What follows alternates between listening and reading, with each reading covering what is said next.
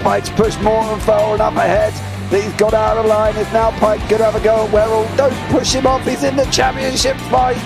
Jack Werrell chasing down Carl Jacklin. Further down, Rob Williams and Chris Barnes. Sensational run outside line now though for the heavy braking zone. Around the outside goes the Audi R8. Look how much Miller's caught back into play. Exactly. Miller's still such up. He's left on second and change. All of a sudden, Miller's back in play.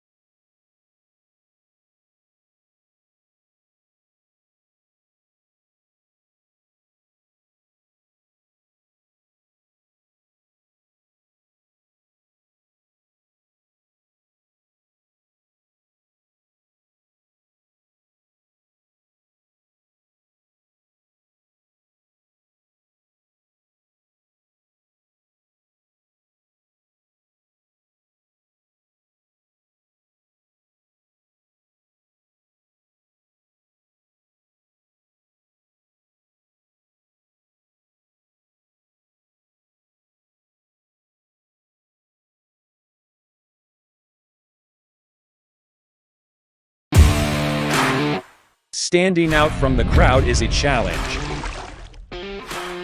You have the passion, courage, and ambition to do something extraordinary.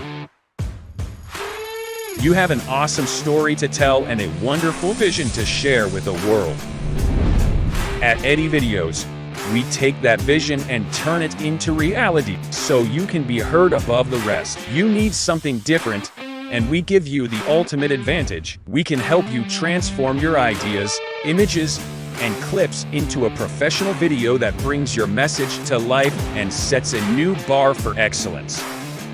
Visuals, voiceovers, editing, animations, whatever you need, we've got it all. If you're a new business looking to make your mark or an experienced company searching for something new and amazing, we're here to help. Trust us to take your video to amazing levels of awesomeness.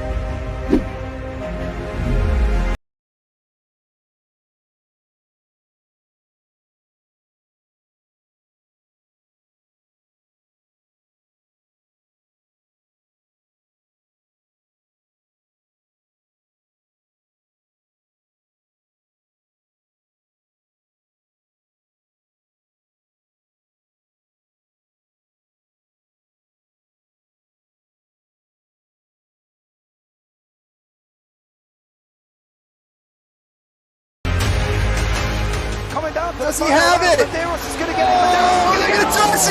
Never got it! He's on the outside line though, going into the fastest corner on the circuit. Surely this can't work. Dominic Ligner has got a sensational run outside line now though for the heavy braking zone. Around the outside goes the Audi R8. Look how much Miller's caught back into play. Exactly. Miller's still such up. He's left on second and change. All of a sudden, Miller's back in play. Can Barry do it? Big Barry's going to do it! Big Barry!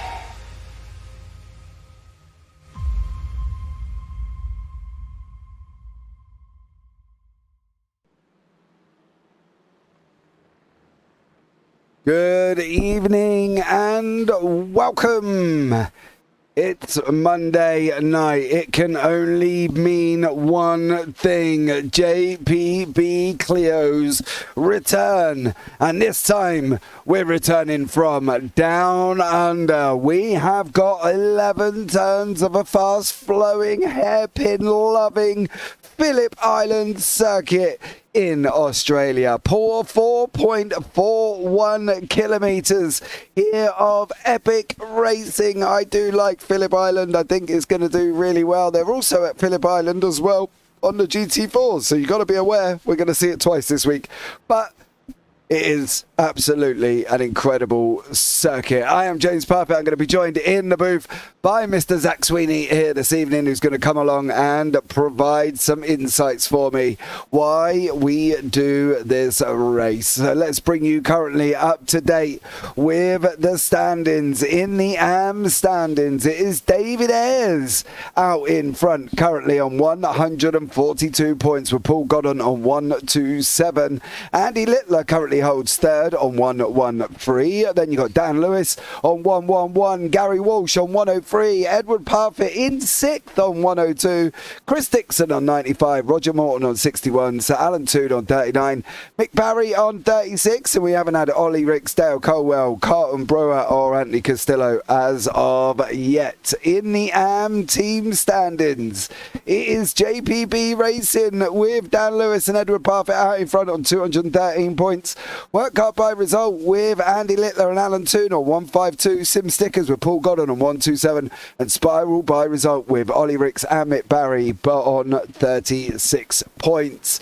Then we go into the pro standings. Pete Newman out in front on 142.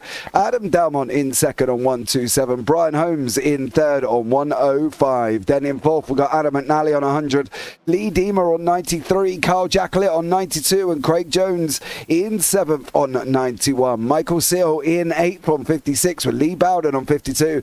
John McHutchinson in 10th on 50. Derek Crowther on in 11th on 48 with Ches Rizzo, Stuart Gibbons, Carl Hardy, Charles Kellerman and Sam Smith rounding out the table. In the pro team standings, Fix Aberdare with Alan McNally and Lee Deemer are out in front by on 193. Result Clothing with David Ayres and Craig Jones on 186. Result X Pure Sims with Carl Hardy and Pete Newman in third on 184. And then you've got Next Gen Racing, Results Clothing Red, Safeguard by Result, Blade Designs, and then iRacer Esports at the bottom. So that is the current state of affairs in the championship. And welcome in here as well. We've got about 3 minutes left of practice.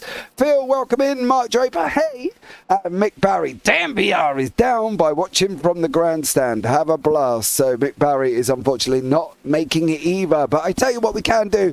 We can bring in the wonderful young gentleman that is Mr. Zach Sweeney. You've heard Zach before. You know he does a lot of comms with me. But let's bring Zach into the booth. Zach, welcome in, dear sir. Hello, hello. Yeah, looking forward to tonight. Not only is it Clio's, which is one of my favourite racing series, we're also down under. We're here at Phillip Island. I love this circuit. When I first got into iRacing, I didn't have a clue what it was. And then I did a couple laps of it. I was like, this is a fun circuit to drive around. Like, it's not, no, obviously you're not going to take Formula 1 cars around here, but you take most cars, most small little nippy cars, like what we've got in the Clios here, you're going to have a blast. It's undulating, it's fast, it's flowing.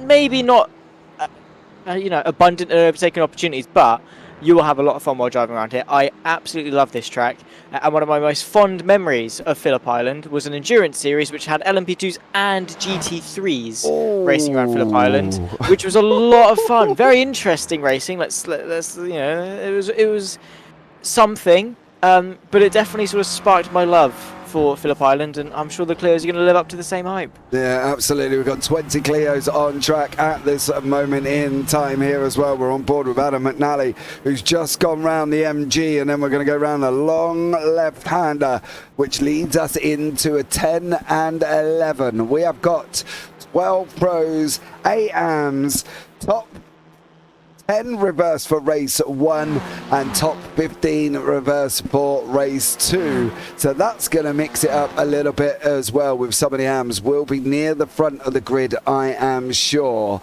And this, I do love this circuit. Now I'm going to go on board here with Adam and Ali. We're going to go round the long right-hander. Now it's a very fast-paced corner before we come into the left-hander or southern loop. As you can see, you start going up and then you drop down, and now you've got this run all the way down into the Repco hairpin, and we're going to go left through turn 3, which some may say is not a corner, but it's really quite small, and then we change over to quali, so that really kind of kills my lap guide that I was going to do. But anyway, it's an interesting one. I think the Clios here are going to cope well with this circuit. I think these cars, in a way, Zach, are probably made for a circuit like this. You know, quite nippy, quite fast-paced, quite, flowing. There's not a lot of tight stops to it. You've got the Repco hairpin, then you've got the MG, which is a downhill braking, which is very, very interesting anyway. But this, this circuit does kind of suit these type of cars. It does, yeah. To be fair, it is sort of the Aussie equivalent of an MSV. That is not how you do turn 2. one of the best pieces of advice that I ever got for turn 2 at Phillip Island is don't go off any references, go off what the car is telling you, because it's so easy. Most corners it's like, oh yeah, brake here, turn here, accelerate here. With a corner like turn 2, you cannot do that. You just have to listen to what the car's doing, because obviously as you go in, it's long and it's, you know, sometimes gets quite tedious going all the way around. It's so easy to just understeer straight off the circuit, especially if you put your foot down too quickly. So just constantly be listening to what the car is telling you, and you should be alright. That's also a bit too much rotation at the rear going through Siberia at the back end of the circuit. But yeah, I would say this is sort of the Aussie equivalent of an MSV, the Cadwells, the Oulton Parks, that sort of brand of racing circuit, and I'm not complaining, because these circuits are so awesome. You know, they're, as we say, they're tight, they're twisty, they're slightly more narrow, they will punish you if you make mistakes, and they're perfect for cars like this, albeit very prone to mistakes, as you can see here. So many tricky corners, blind apexes, downhill braking zones. It's going to be a tough one, but a fun one nonetheless. Tight downhill braking zone right before a long looping left-hander, where these cars will be under acceleration. There is no doubt about that. They will not be lifting here. I'm sure they can pretty much go full flat. Mark Draper, it's a MotoGP track, says Mark, and the bikes are mega round here. Now I can imagine super bikes and stuff going around here. This would be absolutely incredible. Times on the board, Adam Dalmont out on pole on a 1:52.058. We're going to see a lot of cars and a lot of times coming up here, so let's give it a minute. Derek Craver's going to have to go again. Of course, he was the one that went off at turn 2, unfortunately. Paul Godden has got his shot himself up into the order there as well. Edward Parfitt, 1:53.28, sitting in third overall, nearly 1.4 of a second ahead of Charles Kellerman. What is going on? I think my boys had Weetabix this morning. He has two Weetabix, maybe 2 loads. I don't know. Mate, he's probably ate the whole packet. I'm not gonna lie. He's 18 and he's done it, and he's eating loads. He's done it before they got soggy as well, which Yes, is even better. Exactly. That is a challenge in of itself. I've never managed it. I'm not gonna lie. Neither have I. No. Neither have I. It is a tough task. That's why you coat it in copious amounts of sugar, so you can sort of mask the mush. By the way, he's enjoyed his Weetabix this morning. He's had a lot of fun doing it. And he's had a lot of fun whipping his way around Phillip Island. In all fairness, he's only a quarter of a second off the provisional pole time set by Adam Dalmont. Yes, we're early in quali. Yes, times are going to come down a little bit, and maybe he's not going to stay third overall. But in the early stages, Adam Dalmont has taken it to, of course, our championship leader a couple of times over the course of the season, Pete Newman. He's a quick driver, so yes, it's early stages, but a quarter of a second off, that's not too bad of a shout. Yeah. So this is Mark giving us a little bit of information here. He said outside that corner is off camber and will push you onto the grass. He means turn 2 as well. He said, and then I might join for season 3. Loving the look of this league. Come and get yourself involved, Mark. There's spaces available if you want to come and get involved. DM me through Discord or get yourselves involved. All JPB Discord links down in the description below, and come and do some fun on a Monday with the Clios, because we do whack them on short, nippy tracks. We don't use an official calendar because they put them at stupid places like Spa and Nordschleife and Le Mans, and track times that are over like 2.5 minutes, which I'm not gonna lie, for me would be just depressing to watch. I don't know about anybody else, but I would not want to see these doing a 9-minute lap round Nords. I'm not gonna lie. So yeah, come and get yourselves involved. We stick them on short, nippy circuits as well, and it delivers some interesting racing. I think, if nothing else, we've seen. To be fair, right, and we launched. Where are we now? We're in season 3, aren't we? Right, yep. We launched season 1 and it all got a little bit chaotic and a little bit messy, because obviously the history of the league is obviously Roger and myself and Craig set it all up, and then I reached out to all the people that I know. We brought them all together, so we had 40 drivers and we brought them together and literally said to them, go race. So it was a little bit chaotic, but we're going on to tracks after this, like Road Atlanta Short. That will be the next one on the calendar. Zandvoort as well is also coming on to the calendar this year. That is the club circuit from 2009. Sonoma Raceways are going to be an interesting one as well. That's at the historic Cup circuit. That's probably one of the longest ones. Then we've got Mid-Ohio Sports Car Course Short Circuit.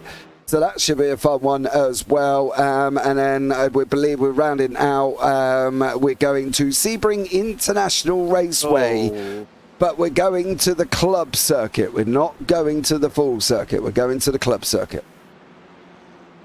Wait, hang on. What one's that? That's the short one. So Basically, in regards to the club circuit at Sebring, as I just see somebody going shooting off the side of the circuit. So you haven't got Sunset. You haven't got turn one. The track starts on the back side, so it starts from that run down Big Bend down into the hairpin. So if you can imagine Big Bend down into the hairpin, go up through the Wigglies, round turn I think it's 9, then you go left and then you do a double square and you do them all again. I've commentated on it before. I'm just trying to think. Yeah. Johnson Club Circuit. Oh, of course. Yeah? Yeah. All right. That works. I'm glad it's not the full Grand Prix circuit because in Clio's that would be horrendous. not my favourite. No. But yeah, overall, good calendar, it must be said. I'm just going to have a quick scan through it again. We've done Oulton Park, we've done Silverstone, we've got... I'd probably say Atlanta, in a week's time, it might be one of my go-tos, because that's the one where you go through the S's and then that long right, you cut off 6 and 7. Yeah. You basically take out the bottom end, don't you? Then, yeah. And then we found a very short circuit at Zandvoort as well. And then Sonoma, Barber, Zolder, Mid-Ohio and Sebring. I think... Sonoma will be good. Yeah, I think Sonoma, is one of the longest ones we've got this season. But Sonoma, I believe, is one of the longest ones. It's going out on the Cup Historic Circuit layout. So, yeah, there we go. So that's the calendar. Mark, come and get yourself involved. I've seen some mega racing. You can head over to JPBroadcasting.com and then you select your product at the top. Now, Tom Weston has done wonderful things with the JPB website at the moment. So it's like a shop. So, and then if you need any help, just DM me, Mark. I'll show you where you got to go. It took me about... There's a cart? Sorry? There's a cart. Yeah, there's a cart, yeah. So basically you put your sign up into the cart of what league you want to do.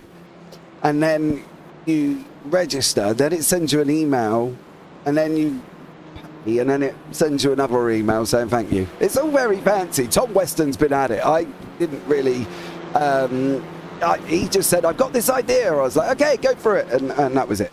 But we got Carl Hardy on pole with Brian Holmes in second, Adam Dalmont in third, and Carl Jacklett in fourth, Adam McNally and John McHutchinson. Then we've got Roger Morton and Edward Parfitt up there beating the AM champion from last season, Craig Jones, of course, who has been promoted into pros, or season 1, sorry, for Craig Jones.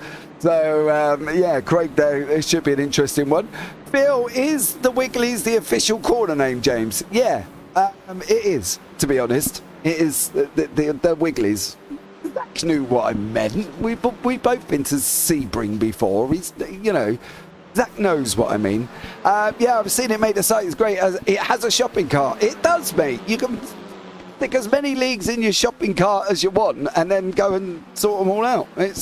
Tom's done an amazing job with it. So there we go.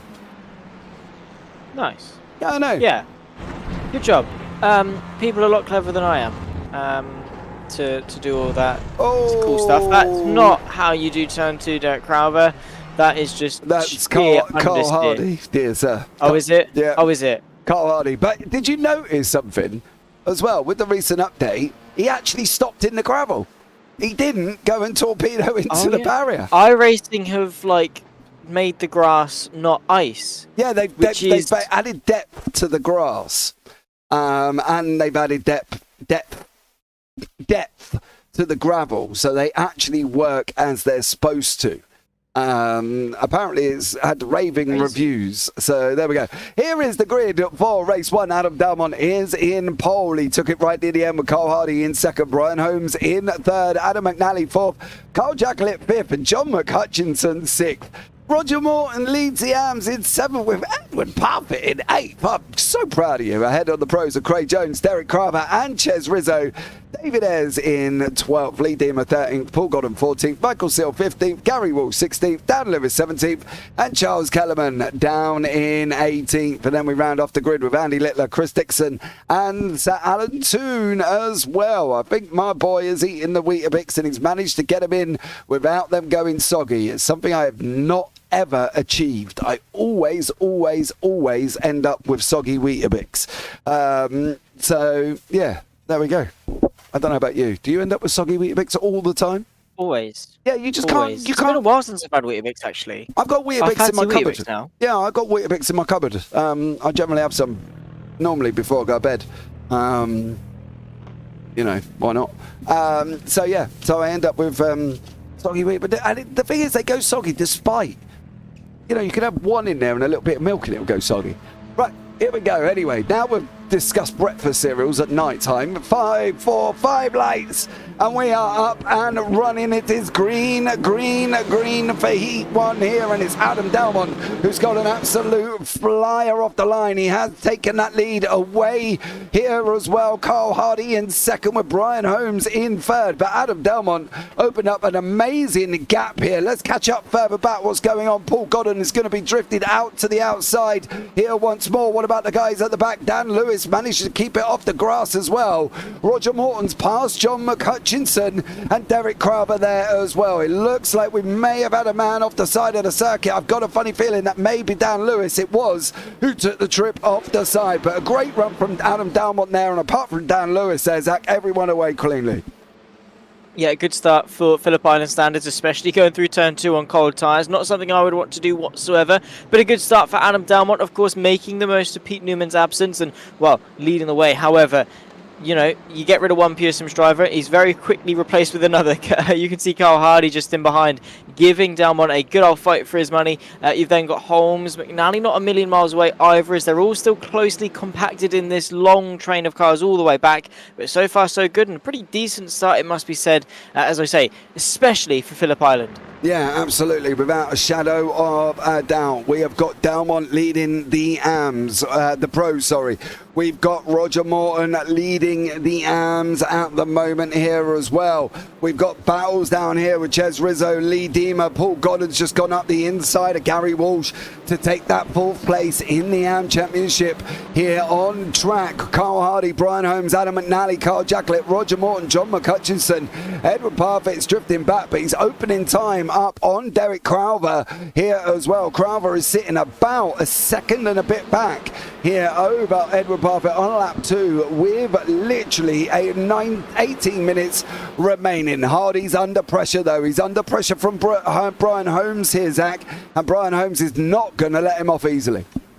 Oh, of course not. If there's a driver on this grid that will be relentless, it is going to be Brian Holmes. He will fight this one all the way to the checker flag if needs be. Side by side as well in the background. A beautiful move from McNally if he's able to pull that one off on the outside of Jacklett, and that fight for 4th. They're going to have to run their way through the long left-hander over here, over the crest, before you then slam on the brakes for the hairpin at the back end of the circuit. Not really a crest, to be fair. It's a slight little uphill inclination, but not really much at that. Carl Jacklett stuck on the outside, though, as they run their way through the hairpin. Then into Siberia. Again, the inside line will favour the 007, and Carl Jacklett might just be able to pick his one back through on the inside of McNally. However, a brilliant bit of racing. This is Jacklett able to stay ahead for now. Yeah, Carl Jacklett and McNally fighting it out. They've been side by side. They've had great racing here as well.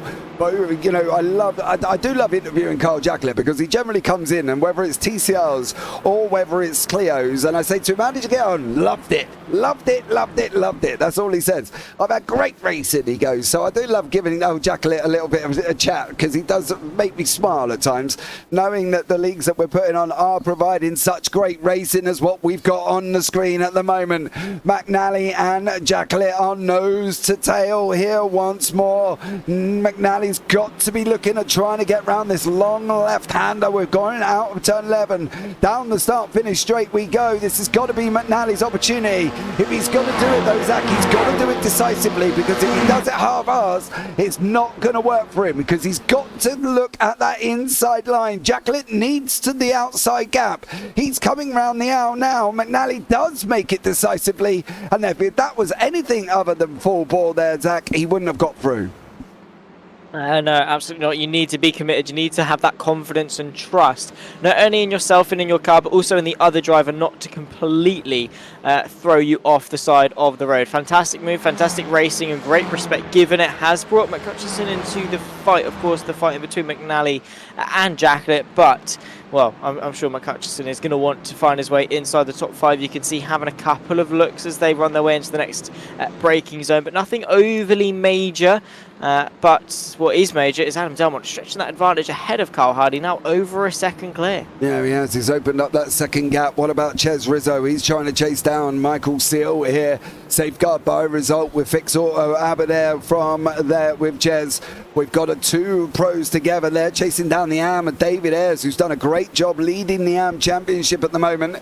He has done absolutely amazing this season. I love seeing David Ayres. Had a bunch of problems last season with his PC, and it was causing multiple issues, but he looks like he's got it fixed now, and this season, as we say already after round 2, he's leading the championship, and his consistency as well. I think that's one of the things for David Ayres that he's been looking out for, and he's just consistency, and he's done a great job at it as well. You know, he took 3 podiums at Silverstone and did a great job, and you know, he's flying this year, this season I should say, and it's really great to see. Further down though, Chris Dixon, I'm not too sure where you're going, but you're not going right. You're in the pit lane, Mr. Dixon, there as well, and it looks like Roger Morton has been off the side of the circuit. Craig Jones has also jumped straight back into the pits here once more. This is down at the hairpin. He goes straight on. He should be able to get it stopped. I'm wondering, with the fact that he's jumped back to the pits, whether or not that was some form of disconnect issue here. But Carl Jacklett under pressure from John McHutchinson.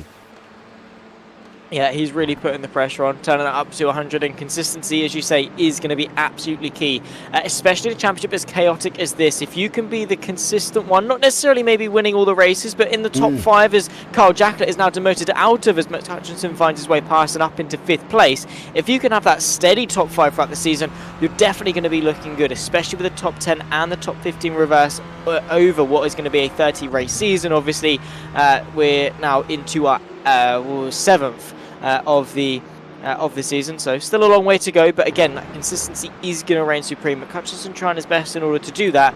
Carl Jacklett, though, after what was initially quite a good start up 1 place, now finds himself down a net place, essentially on where he started, down to 6th, but not over until it's over. Of course, he's got McHutchinson and Nally basically lined up for him. If any battling happens in front, you can definitely count Carl Jacklett to get involved. Absolutely. Ches Rizzo looks like he's also come off the side of the circuit.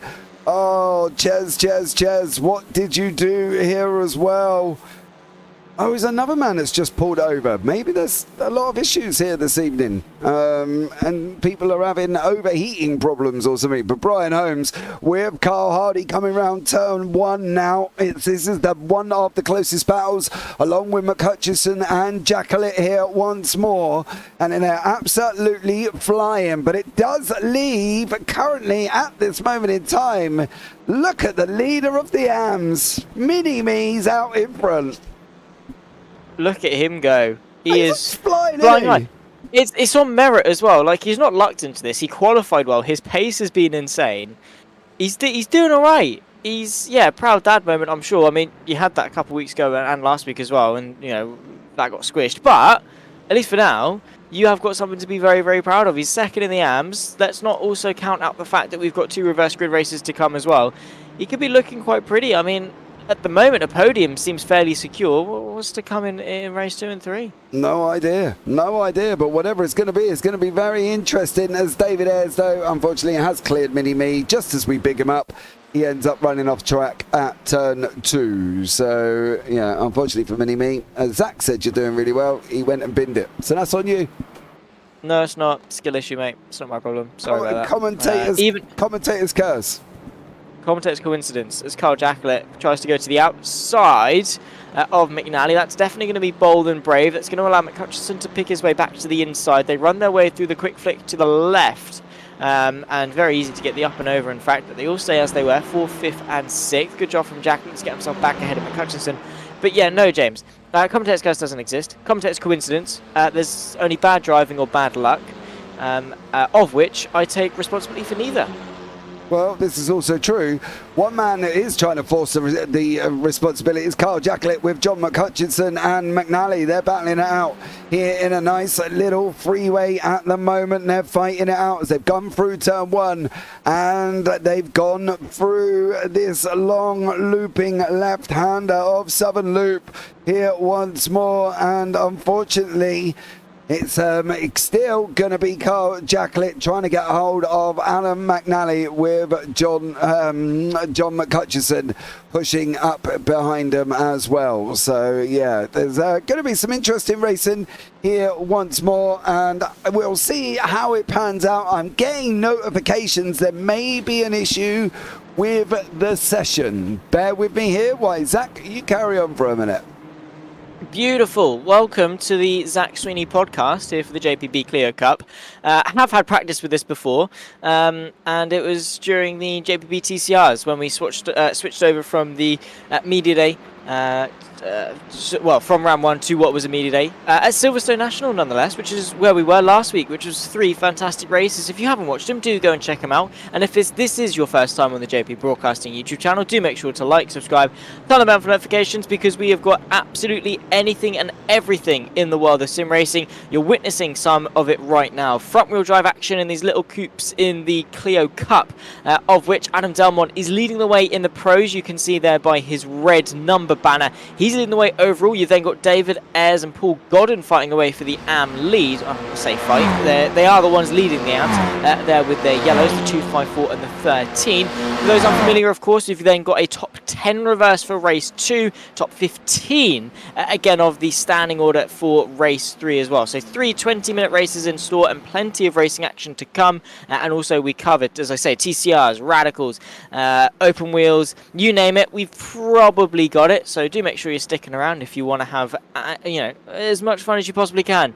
when it comes to sim racing. If you want to find a home in something you're more familiar with, if you want to branch out and explore some different avenues of racing, is off the road there, I believe, travelled the Scotsman of John McCutcheon. I think so, actually. He's had a little bit of understeer, but thankfully due to the overhaul of the physics in iRacing, it has had a little bit more grip. It allows you to use it a little bit more, and it's not a complete death sentence if you touch it, but still not ideal. Suboptimal, as Lewis McGlade would say, in terms of driving lines. You want to make sure you keep it on the tarmac. That definitely does help in order to maintain a quick, smooth driving speed. Carl Jacklett, though, on the back still of Adam McNally. That's the fight for 4th. Do keep us updated, of course, with the with your thoughts, feelings, queries, questions, whatever it is. We have got Mr. James Parfitt back, and have we resolved the issue?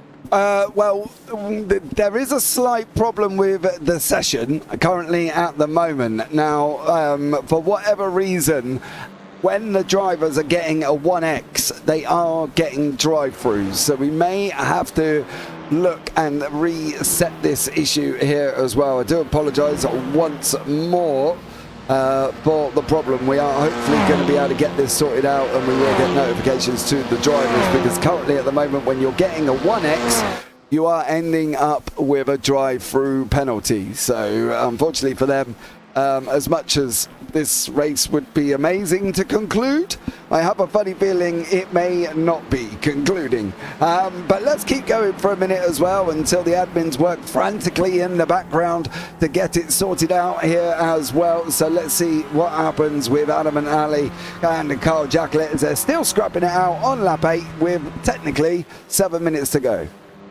Yeah. So the consensus is keep it on the grey stuff and don't get yourself a silly drive-through. Carl Jacklett, nonetheless, is still going to be fighting away with Adam McNally.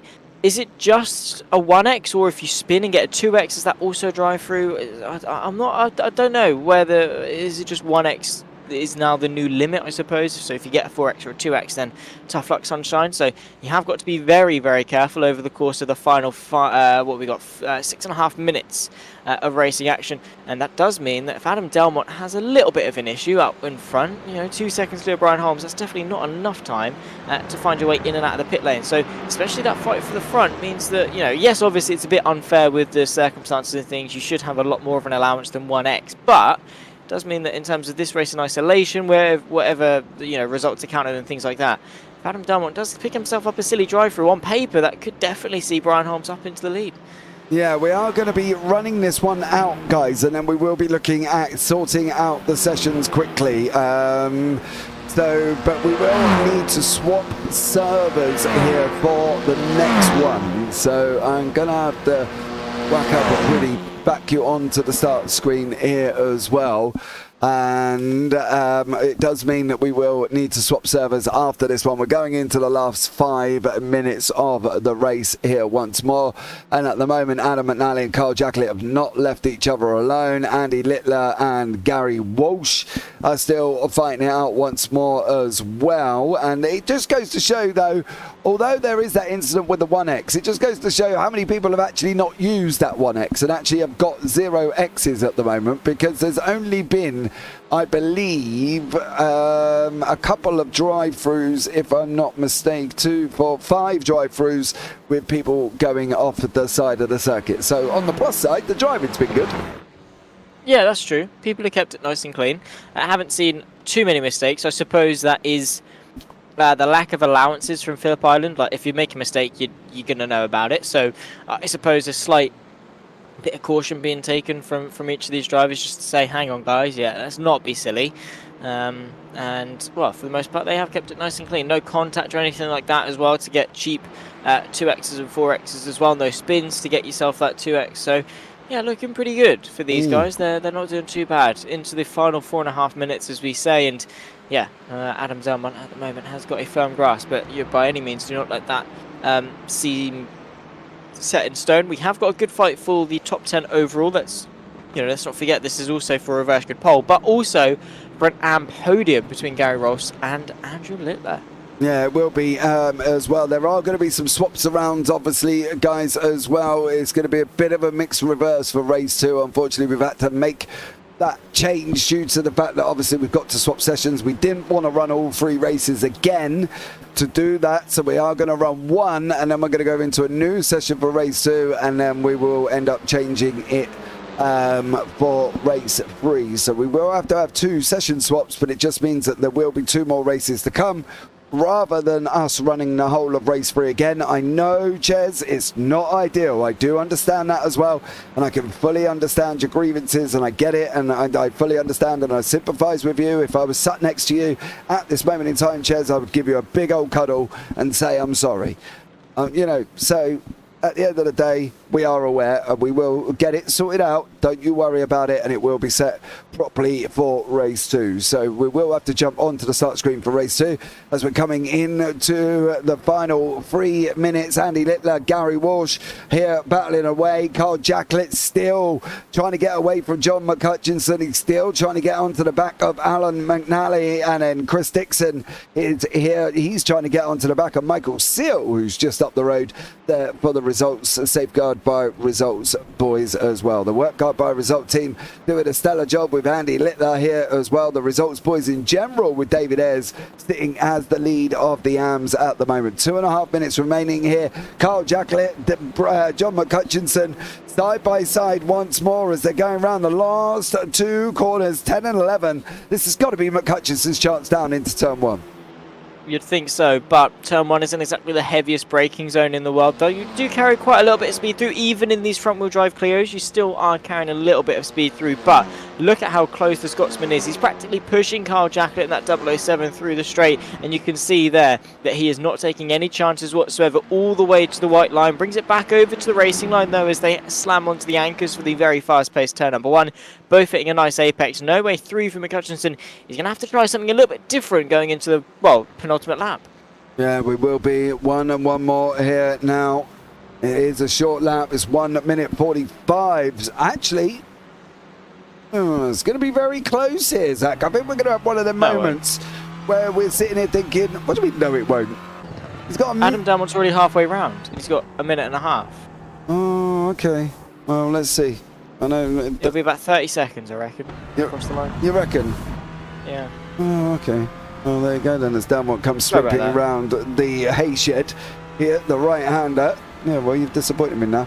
And then an uphill climb into Lucky Heights once more here. Round that left-hander, keeping it pinned as close as you can to the apex, dipping over the hill.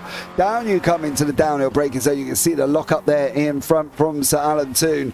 Adam Dalmont's really working that steering wheel, Zach, isn't he? Oh, he is. He's shaky. Maybe not 30 seconds, about 20 seconds, I reckon, across the line. Actually, to be fair, I might be bang on with this. He's got 15 seconds to cross the line.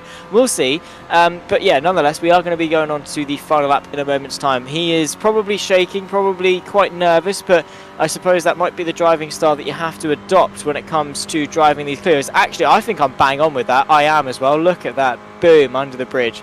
On to the final lap of this race. 1 minute 45.689 for Adam Dalmont.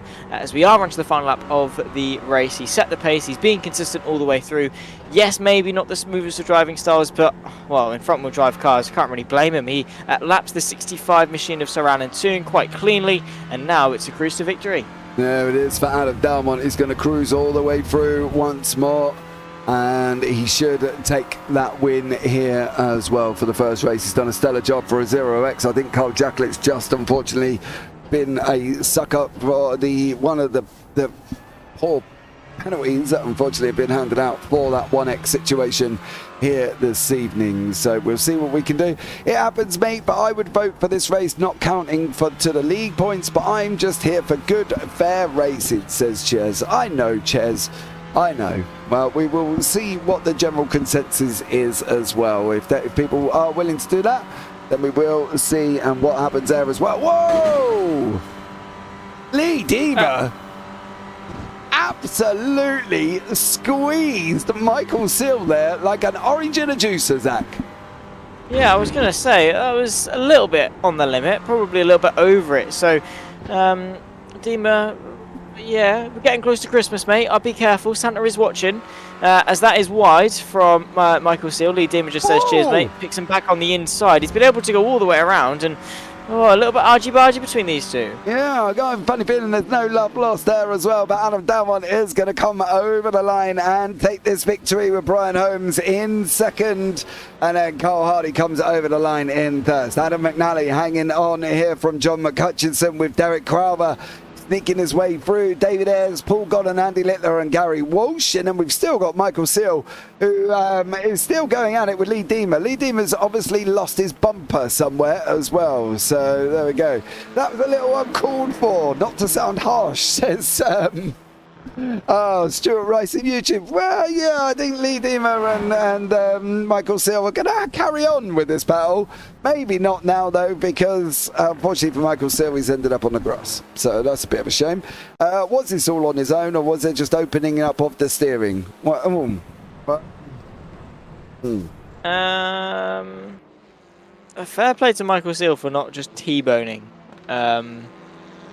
Yeah. Stuart Rice has just continued to deke himself. I'll get some English out eventually. He means that in the nicest possible way, of course, not in a rude way. A bantery uncalled for, of course. Yeah, absolutely, we believe you. To be fair, it was a bit of a squeeze, a little bit out of order, mate. He's got to spin him. I would go over the line and just laugh as I tap the rear end there. As well. So a stellar job from these guys. We're just waiting for Chris Dixon as Michael Seal there just currently annihilates his car, of course, once more. So we will bring you up the results of this one. If there is a general consensus that we will look at changing it. But currently at the moment, as the scores on the doors, Adam Dalmont is in first, Brian Holmes second, Carl Hardy third, Adam McNally fourth, Derek Crowther fifth, David Ayres in sixth, Paul Gollan seventh, Andy Littler eighth, Gary Walsh ninth, Charles Kellerman in 10th, Roger Morton 11th, Carl Jacquelet in 12th with John McHutchinson 13th, Lee Deamer, Michael Seal, Chris Dixon, Dan Lewis and Sir Alan Toon. And then you've got Edward Parfitt, Ches Rizzo and behind Craig Jones. So be aware here. There will be a changeover. We are just about to change over now. I will put on some wonderful music in the meantime while we resolve this issue. And so please bear with us once more. But for now, guys, I'm going to whack you back on the start screen as we've never had this issue before. So I have not got a BRB set up ready to go, unfortunately. It's on my list. Let's just put it that way. But here we go, guys. And we will see you shortly.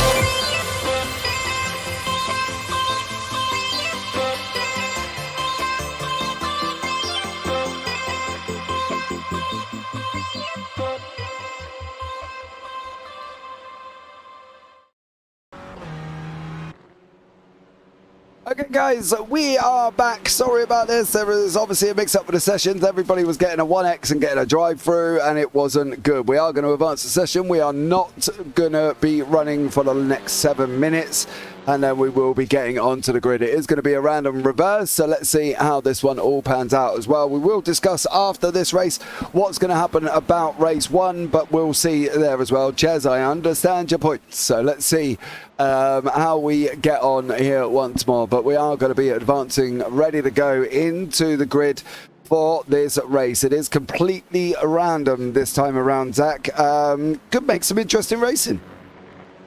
It could do. It will do, to be fair, because that element of randomization, not something you often see. Obviously, special circumstances have brought this upon us, but yeah, it's going to make for some interesting racing. I think it is the fairest way to do things. Obviously, we touched on the fact that some drivers might want race 1 to be nullified and things like that, but then with the results of that race, if you're going to, disqualify, nullify that race for having it being influenced by outside sources, then also you need to nullify race 2 and 3 because they were also indirectly, influenced by those outside sources of drivers getting 1Xs, because those that served their penalties then fell maybe outside that top 10 region or whatever, caused it. So many different things, mixing things up, but we're about to find out what the grid is actually going to be and then embark on 20 minutes of racing action. Yeah, we've got Charles Kellerman on pole with Lee Deemer second, Paul Godden in third, Roger Morton fourth, Brian Holmes in fifth, Carl Hardy, Adam McNally, Ches Rizzo and Carl Jacklett, Edward Parfitt in 10th, Andy Littler 11th, Gary Walsh is sitting in 12th place. Craig Jones, Alan Toon, David Ayres, Adam Dalmont at the back. That's going to be an interesting run through the grid for him.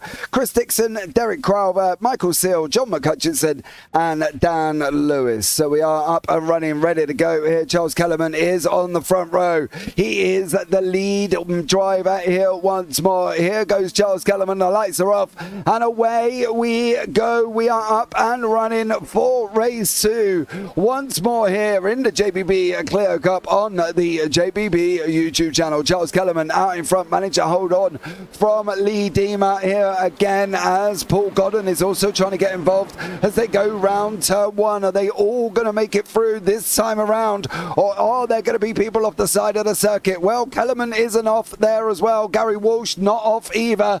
Edward Parfitt down 4. He got away poorly and has now got Adam Dalmont, who's up 1 place, climbing all over him as Edward there just goes up the inside and tries to hang on to that position away from David Ayres. But it looks like at the moment everybody is up and running and away cleanly with Charles Kellerman out the front.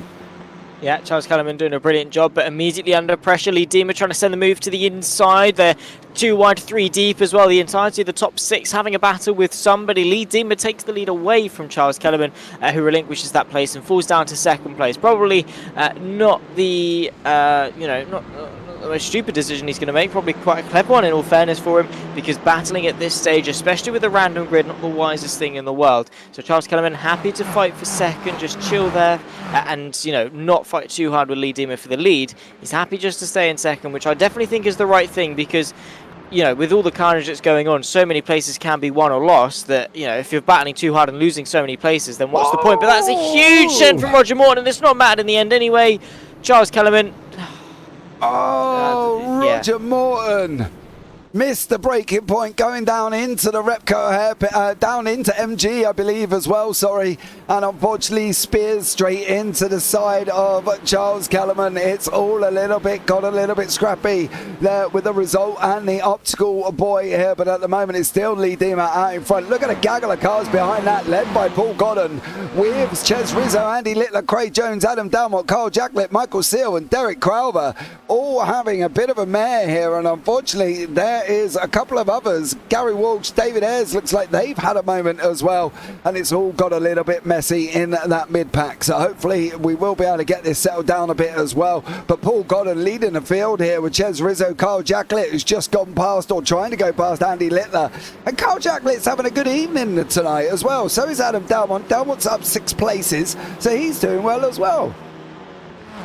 Delmont is absolutely rapid. Of course, for this race, the all-important number is the top 15. That will be then the reverse grid pole position, so look out for that one to see who could have a very good shout for the final race of the evening. Adam Delmont still searching for some way through on his next victim, who will probably be Andy Littler. Lee Deemer's had a bit of an accident. He's off the road and down to third place, relinquishing the lead to Brian Holmes and Carl Hardy, and also the podium now to Adam McNally. Yeah, looks like Lee Deemer has had a moment. I'm trying to see where exactly he went off, and unfortunately it just looks like this was the overtake from Brian Holmes.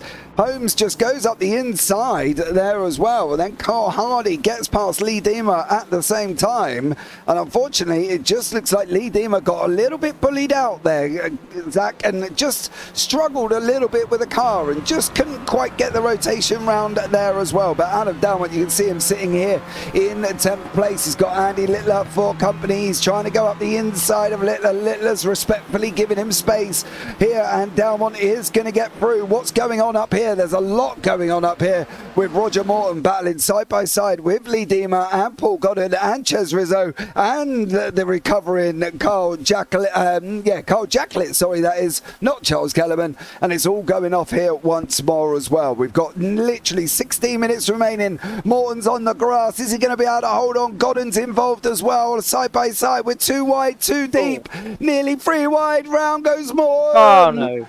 Oh, unfortunately there it all got a little bit scrappy, and Morton ended up off the side of the circuit. Yeah, thankfully the gravel's actually done its job and slowed him down side by side now between Rizzo and also Carl Jacklett. This is the battle for 4th place. There's Adam Delmont as well, trying to make the most of it. He's darting his way to the inside. Carl Jacklett opens the door for him, of course, and Delmont, who could well make some good stead in terms of the championship after today, finds his way up into 5th place despite starting 16th. That's absolutely huge, and unfortunately for Ches Rizzo, it's cost him quite a little bit of time, as Delmont is not wasting any time immediately on the attack of Jacklett. Yeah, he's trying to go straight past it. Here is Delmont as well. McCutchinson's moving through the field. He's got Deck Crowther in front of him for company as well. We've seen them. You just see them at the back of this pack. Up front, it is the Fix Auto boys. Don't forget Fix Auto and Fix Auto Aberdare here with Adam McNally and Brian Holmes. So although they're in the same team, they're not in the same team. It's like Red Bull and Toro Rosso here currently on the circuit. I'm not saying they are, but I'm just saying that's the kind of makeshift of it. And Carl Hardy trying to put pressure under here as well for 3rd place. Carl Hardy doing a stellar job. Then they've got 2.5 second gap over Carl Jacklett here once more, and unfortunately Carl Jacklett has got Adam Delmont, the flying Adam Delmont here as well. And it looks like we've got Ches Rizzo on the right hand side in the pit lane. Not entirely sure what has happened to him, but Deck Crowther's in this pack as well. All of these cars coming down into turn 1 with Deck Crowther, John McCutchinson, Craig Jones, Michael Seal, Andy Littler, Paul Goddard, all battling away here, Zach. This is going off in the mid-pack. It is, as per usual, to be fair. The mid-pack is absolutely insane when it comes to their racing action, how competitive they all are. That crossover between the pros and the AMs as well. You've got the top end of the pros, the bottom end of the pros fighting with the top end of the AMs. And, of course, the AMs are fighting for their own win. The pros are fighting for their own position. So you've just got this absolutely insane battle going on, which is what we're seeing right now as well. You can also see Paul Godden and Andy Littler fighting over the AM leads just in that fight for 7th overall. And this is absolutely getting spicy. And, well, we've still got, 13.5 minutes left to go? Yeah, literally. And at the same time, Brian Holmes and Anna McNally are out in front. I'm wondering whether or not they're just going to try and push a gap to Carl Hardy here. I think the guys from Fix Auto are probably using their noddles, not fighting it out, just trying to open that gap from Carl Hardy. That's what I would be looking at doing here as well. Further down, we've got Sir Alan Toon. He's trying to mix it up with Ches Rizzo as well. This is down in 18th and 19th. I think Rizzo will get the better of that one. But Derek Crowther battling away with McCutchinson. Michael Seal running side by side at the moment with Andy Littler. I believe Littler's on the inside of Seal. He's going to leave the gap. There's Michael Seal. Littler comes over, says no more for you, young sir. You've gone far enough alongside me. Takes that run away from him, Zach, and I think that's what he had to do. He had to open up that steering and just let Andy Littler know that he wasn't going to be able to get any more. Yeah, essentially, just, deter him away. Not nothing, too aggressive or anything like that. just to say, nah, I wouldn't, mate. I wouldn't if I were you. Also, a bit of a send. You can see Andy Littler being quite late on the brakes, trying to both cover off Seal and also put a little bit of pressure on Godden. Well, yes, maybe they are pros versus the Amps, and there's going to be no gains or losses for Andy Littler if he, loses the place to Seal. But also, he wants to be in that direct fight, that direct competition with Paul Godden, and not risk anything. He doesn't want any other outside interferences. Here we go, a fight for lead. Brian Holmes looking to go to the inside of his teammate, and in actual fact, actually, it's trying to defend from Carl Hardy, who's now on the scene, battling away. He's got himself, though, 2 teammates to contend with, which is very difficult when you're all by yourself. Yeah, well, they're not hanging about because Adam McNally has passed Brian Holmes. So McNally got in front of Holmes. That's allowed Hardy to get onto the back here.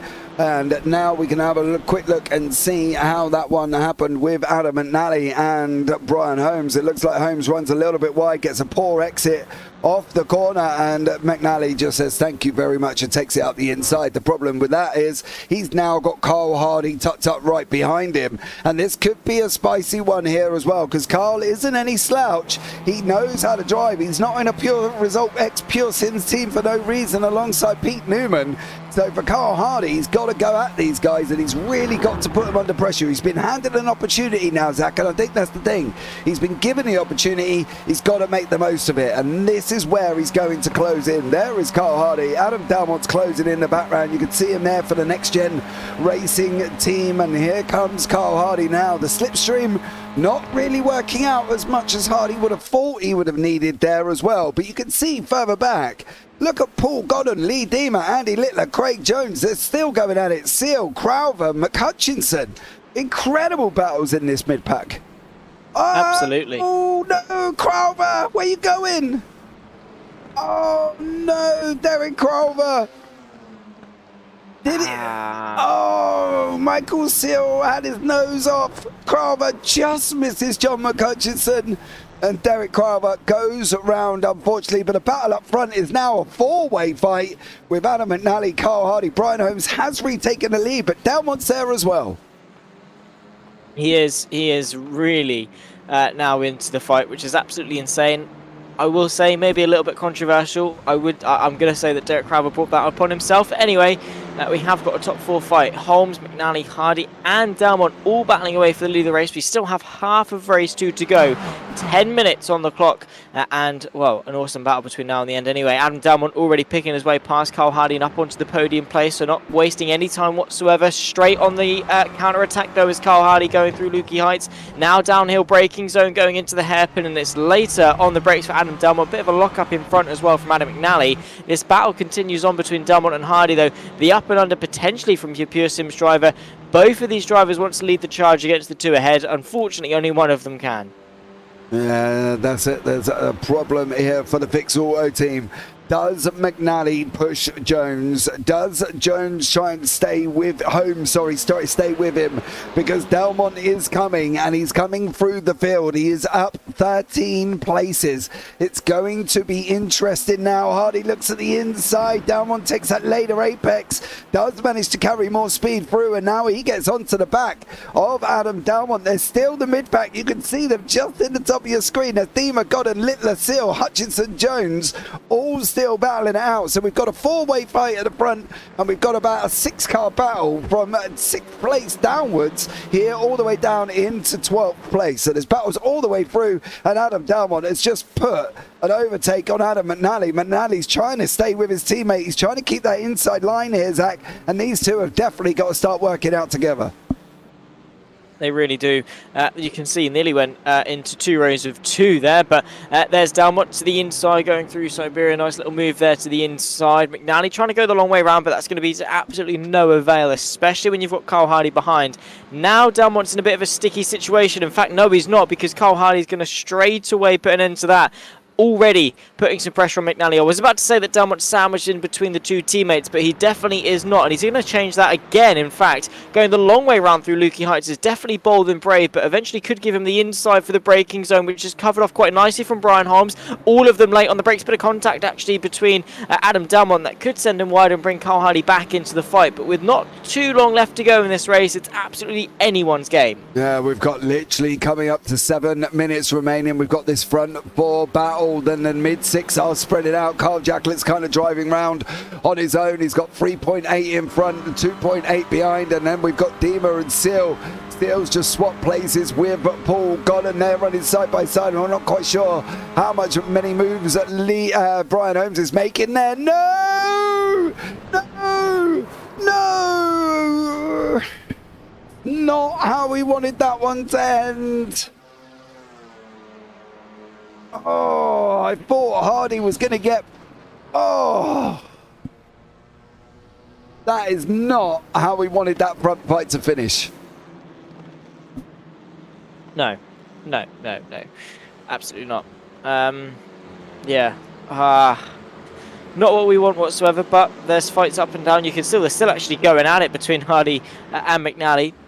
So despite the fact that they have had their issue, they are still actually continuing on the battle. I think that Hardy's a little bit damage stricken though and not exactly on the pace, but as long as he can keep it within the top 15, he might actually end up being better off from it, because obviously he'll then be in a better position relative to everyone else for race 3, but that does not look like a very pretty front end. No, I think that Pure Sims car is pretty broken at the moment. Adam Dalmont out in front. He's still got Brian Holmes for company.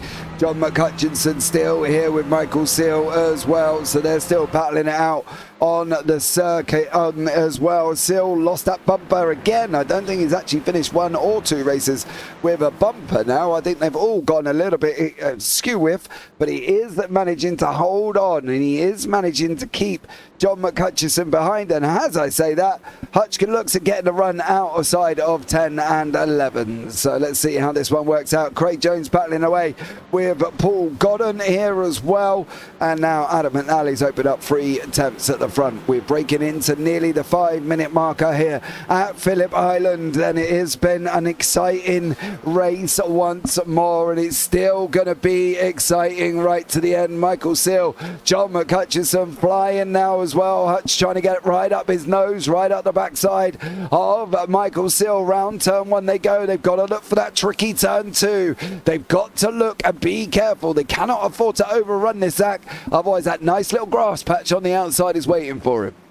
Oh, it is. Thankfully, it is a bit of a nicer grass patch, thanks to iRacing actually doing something. But it's still not exactly where you want to be, as there is Michael Seal trying to hang on as much as he can. He's got McCutcheon, giving him a good bit of pressure, and the trainer behind him, of course, a little bit late on the brakes. McCutcheon is not definitely scared to go for moves like that, and he's proved that once more. He's going to take the apex away as Michael Seal understeers off the road, and that is going to invite Craig Jones to maybe have a look as well. He's side by side, the 29 machine on the outside, the double 9 of Michael Seal, trying his best to hang on. No way through for Craig Jones on this particular occasion, but you can see how quickly things can change. Yeah, definitely. We've got 4.5 minutes remaining, and it's gonna...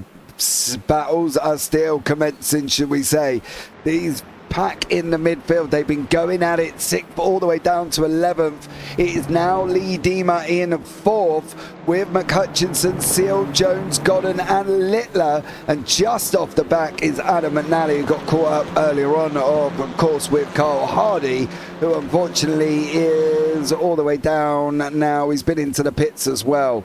So let's see how this one materialises, how it finishes off. But at the moment, it looks like Adam Dalmont is going to take the win in the pro standings here as well, Zach.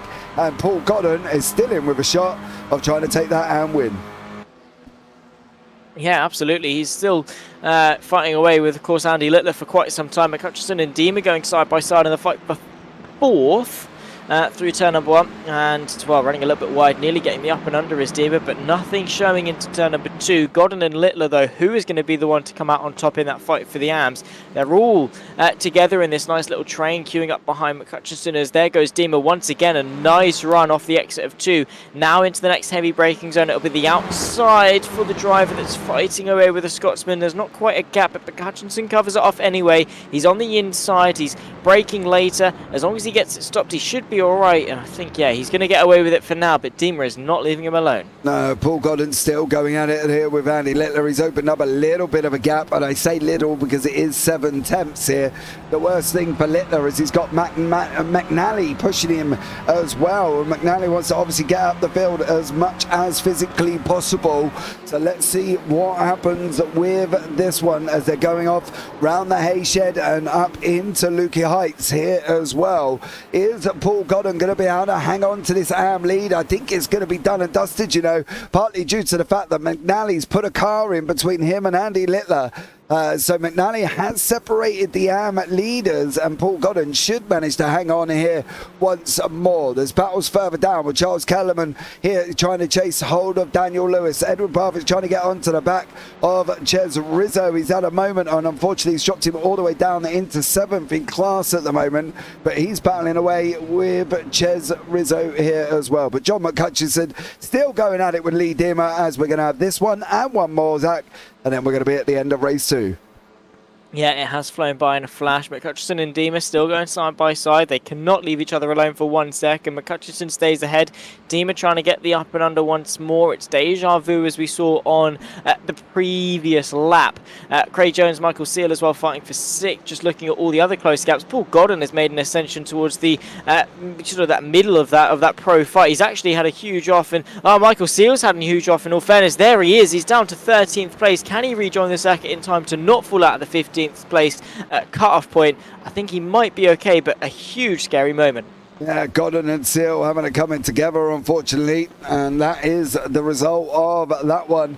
Godden was on the inside. I think he got leaned on by Michael Seal, and Seal, unfortunately, made the contact and round they went. But a gravel trap doing a stellar job, and both men should be able to carry on here as well. So we're coming around now. Adam Dalmont is going into the MG. He's got one more lap here to finish off this race. John McCutcheon cannot get rid of Lee Dima. Craig Jones cannot now get rid of Adam McNally. Roger Morton trying to go up the inside of Gary Walsh here as well. Gets his nose taken off by Walsh. Walsh says no, but Dima and McCutcheon still fighting it out. Adam McNally's going to Delmont's going to come round and take the final lap here this time, but it is all about John McCutcheon and Lee Dima have not left each other alone here. They're not going to leave each other alone for this final lap either. It's going to be an exciting one. Of course it will. Adam Delmont will be the one to cruise to victory, but McCutcheon, Dima weaving around, trying to cover off all the space. Dima's going to search for the inside, but McCutcheon's got it covered all the way to the white line. Now as they approach the braking zone for turn 1, you can see that Dima's got a little bit of an advantage, but he's going to nip and tuck just in behind McCutcheon, who stays ahead for now. They've got to be careful though. The more they fight, maybe we could see Craig Jones and McNally get reeled into this battle. They've been safe so far, so they should be fine for now. McCutcheon though goes way too wide into turn 2. Dima says cheers mate, and works his way up now into 4th place. Yeah, Dima's now taking that position away. I don't think that's going to be the only swap we're going to see as they're coming to the end of Sector 1, down into the Repco hairpin they go. Then there's a long left-hander of Siberia, so let's see what happens. Craig Jones, Adam McNally swapping side by side as well. David Ayres and Andy Littler for the AM fight here, battling side by side, and this is not going to be done. I think there's going to be at least one more move in this sack. I think they are going to be still going at it. Dima's on the side of the grass. He's gone onto the grass. He's lost a little bit of pace. Hutch is trying to go round now. He has made it through. Dima's slotted it behind him. Is that going to be the final move of the race, do we think? Maybe it could be. I can't really think of any other positions for him to actually go for a move, but then again it's Lee Dima, and he's not exactly one to be conventional when it comes to overtakes. We'll also be able to see Adam Delmont come across the line. He's about to emerge his way through the final corner. What a race it's been. I think this is the end for the one for 4th. That is, Dima's going to come through and take the win. Delmont's going to come through, and take the win. Up 15 places, comes over the line. Brian Holmes is going to come and take 2nd place here as well for the Fix Auto team. Carl Jacklet comes over the line for 3rd. John McCutcheon is going to hang on for 4th. What about Adam McNally and Craig Jones? Who's going to get this? Is it going to be McNally? It is McNally, just 0.003 of a second there, and it was Andy Littler in the arms who took the victory there with David Ayres barely 2 tenths back. A stunning job from him. And then Roger Morton takes 3rd place in the AMS here as well. So stellar racing still all the way through, and Ches Rizzo comes over the line in front of Edward Parfitt, with Carl Hardy recovering as he comes over the line as well. And then we've got Alan Toon and Chris Dixon finishing it off here. So it's been a very interesting 2 races of racing. Come on, boys, great racing. I spoke too soon. That's my fault, says Mark Draper in YouTube chat as well. And then we've got Chris Dixon coming over the line here to finish off race 2. So it's stellar racing from all of these guys, and let's bring you up the results for this race. Adam Delmont up 15 places, takes the victory. Brian Holmes in second, Carl Jacklett third, John McCutchinson in fourth, Lee Deemer in fifth, Adam McNally sixth, and Craig Jones coming over the line, literally separated by about 3 thousandths of a second. Andy Littler managed to hang on from David Ayres with Roger Morton, your 1, 2, 3 in the arms. Gary Walsh, a great 4th place there. Charles Kellerman in 12th, Dan Lewis 13th, Michael Silt 14th, Paul Godden 15th, Ches Rizzo 16th, Edward Parfitt 17th, and Carl Hardy down in 18th.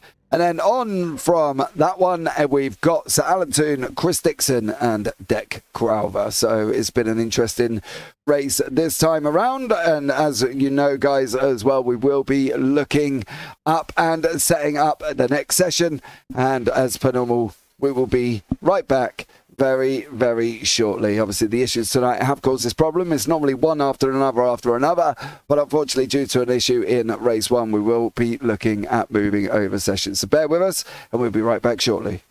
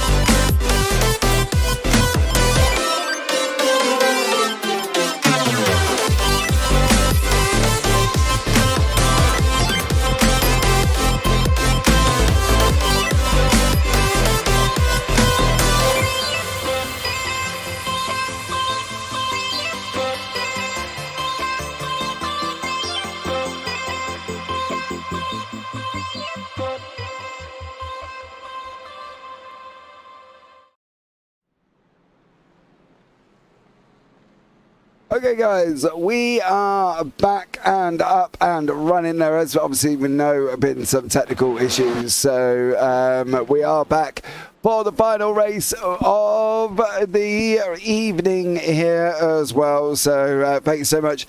If you have stopped this out, apologies again here for the issues that we've had. I don't know. Session problems always cause grief. But we're going to be advancing in about 2 minutes' time for the final race of this evening. Been a bit of a fractured evening, Zach, I think, with these session changes. Yeah, it's been a little bit broken up. So we don't usually get the stepping stones. Race 1, race 2, race 3. It's been race 1, race 2, race 3. You get it, right? Yeah, It's just been... It's we get hyped and then we drop back down again and then we get a 5-minute break and then boom, we're hyped up again. I don't know. It's just stretched out a little bit longer than it's needed to. Obviously, it's not necessarily within our control. There's not much that we can do about it. We just had to sort of slug it on and put up with it. But yeah, I do much rather the race 1, race 2, race 3. I mean, yeah, give us a couple of minutes to whatever, just to breathe, stretch our legs or whatever, give the drivers a chance. But not the extensive amount that we have had, that adrenaline spike and dip that these drivers are going to experience, and definitely can't be good for them, for sort of the mental side of things in terms of their actual driving and things like that. But also just sort of from a viewer's perspective as well. It's just we much rather just having action after action, rather than these long strenuous breaks in between. But we've had the same action nonetheless. We've had some great racing as well. And, well, here you go for race 3. Yeah, so Oug Oulton is on pole with Roger Morton second, Lee Deemer third, Charles Kellerman fourth, Dan Lewis, Gary Walsh, Andy Littler, John McHutchinson, Craig Jones and Adam Dalmont, David Ayres, Adam McNally, Carl Hardy, Chris Dixon, Paul Godden, Edward Parfitt, Carl Jacklett at the back. I've read it quick because they've all got onto the grid really speedy. We're just waiting for the Scotsman that is John McHutchinson, and then we will be up and away we go for race 3. I believe the Scotsman is on the circuit. The lights are coming on here now. 1, 2, 3, 4, 5. And we are off. We are green. So Oug Oulton has given it a little bit of beans off the line here, and he's trying to keep it in front. Go Oug Oulton as he's coming round turn 1 with Roger Morton tucked up right beside him here. Then Lee Deemer, Charles Kellerman, Dan Lewis, Gary Walsh, all battling out. Tooney keeps it to the inside. Is Morton going to go and put it up the inside of 2? He is. Morton does make that move through, and Roger Morton takes the lead. But it's good to see Oug Oulton having a little bit of a battle. It is indeed. We do love a good old Oug Oulton battle. There is someone off. I think that might be Charles Kellerman having a bit of an exploration of the extremities of the circuit. Indeed, it is doing a bit of JPB rallycross as he now rejoins the circuit. A spin as well. That might be Chris Dixon potentially. Yeah, it is. He's had a spin. Charles Kellerman works his way back in front. I think he might have been tagged around by someone as he rejoins the circuit. Absolute carnage in the opening moments of this race. Yeah. Oh, it was. Well, I'm not sure what was going on there. There was a lot going on there. So there was incidents, Chris Dixon and Godden, and then Dixon just loses it, and unfortunately there as well, he doesn't manage to recover that one, I'm not going to lie. Adam Dalmont's sitting in 5th. He's up 5 places already, and we're not even at the end of lap 1 yet. He's insane. Carl Jacklett up 8 places, which is, again, also pretty damn good. Adam Dalmont, though, is just... I don't know. Probably similar to Edward Parfitt. He's had his Weetabix this morning. He's probably just had twice as much. He's probably infused some protein powder in there as well, just to really spice it up. And he is absolutely roaring and firing on all cylinders. All 4, I think, in the Clio Cup, probably in line 4. So all 4 cylinders. He's raring to go, and he's now fighting his way through the pack. You can see he's actually nearly onto the podium already, especially with McHutchison and Lee Deemer battling away for second. The more they battle, though, the bigger the gap Roger Morton starts to get. So Adam Dalmont's going to want to clear them sooner rather than later. Yeah, he's going to want to get onto the back of Roger Morton sooner, as we said, sooner rather than later. Hutchinson and Deemer running side by side round through turn 1. They're going into 2. Dalmont's put it up the inside of Deemer. He got the car, broke early, took that line and goes up there. Deemer, unfortunately, there as well. There's an incident. I believe that's Gary Walsh and Lee Deemer. They're making contact. Here comes Carl Hardy. It's trying to get through as well. Andy Littler there, and they're running free wide with Craig Jones. Jones and Hardy having a contact as well. Jones manages to hang on to this one, but John McHutchinson still fighting out with Adam Dalmont here at the front, and he's put it on the big old blocks. Oh, there's been a big one. Oh, no, just as we come off, Hardy comes. What happened going down here as well? Oh, Hardy spun Jones. Parfitt's involved, Littler's involved, Godden's involved, and as well. And it all got a little bit messy down the back end of that field. Started from Carl Hardy and Craig Jones. Yeah, it did. Unfortunate mistakes being made. Absolute carnage, as we say. But again, what do we expect? Adam Dalmont trying to pick his way past McHutchison, who has found himself on the inside going through the hairpin. So the next gen car of Dalmont just picks him behind, but sets himself up quite nicely for what I would expect to have been an up and under, but he's actually stuck his nose in all the way around the outside. It's going to be tricky through the fast-paced final corner here at turn 12, but maybe he's going to use the agility, keep his foot planted. Is the Scotsman going to give him the space? Indeed he is. They're going to run side by side now. It's a straight drag fight all the way towards turn number 1. The outside momentum might just be in the favour of Adam Dalmont, who is going to get that nose ahead and the inside line going into turn number 1. Slight downhill run, of course. You're going to carry a little bit more speed in onto the anchors. Is McHutchison going to try and go the long way around or settle for third? Adam Dalmont into second place in this race. 2 seconds up now to the lead, as there's the move from McNally. Sees the open space, capitalises on it, and finds his way up into third place. Now onto the podium. Adam Dalmont now is going to set after the Roger Morton there as well. Morton is in first. He's 1.8 seconds out in front. Can he hang on here with McNally? Can McNally put Dalmont under pressure? Can McHutchinson get into this one as well? Edward Parfitt having a battle here with Lee Deemer. They make contact here as well, and now Edward does manage to hold on. He's hanging on to second in that AM fight once more, and we've got about nearly 15 minutes remaining here. He's got 15 minutes of racing left. Can he keep it on track and keep hold of that second place? Well, Paul Godden, David Ayres, Gary Walsh are battling away as well. This is for the final podium in the AMs at the moment, and they're all from the results boys, apart from Paul Godden from that sim stickers, but it is result and result clothing red here as well in third and fourth. Let's see how this one pans out. Dalmont's pulled out 3 tenths over Roger Morton that time around, and Dalmont is absolutely flying. He is. Again, his lap times are scary quick. I mean, a 46.3 is his best lap time so far in this race. I mean, yes, McNally has done a 45.6, which is rapid, but boom, Dalmont smashes that out the park with a 45.0. McNally, to be fair to him, is actually matching him quite nicely, a 45.1 for the Brit, who is following Adam Dalmont. So it's an Adam charge between Dalmont and McNally, closing the gap up to Roger Morton now. I'm not going to say it's going to be too long. Well, I would say it's not going to be too long until they're onto the back of Roger Morton, and they've still got just under 3/4 of this race left to go. So we've only really just gotten ourselves out of the opening stage, and they are already charging their way towards the lead. Yeah, it definitely is coming on to the back of Morton, and he's closing him down quickly here as well. Roger Morton, the lead AM at the moment. Don't forget, he is the lead AM. So let's see what Morton does here, whether or not he's going to be hanging back and thinking, does he need to battle him? He doesn't. He's got a long place. He can afford to drop down, to be fair, because Parfitt's just coming in the background there as well. So for Roger Morton, he can afford to not have to fight this position too much, says Zach, but he doesn't want to lose too much time. He doesn't. He's got to be mindful of it.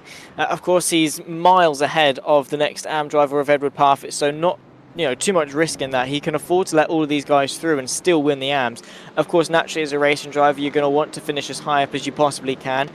But in terms of the AMs, Roger Morton, he could finish, second, first or sixth and still win the AM race.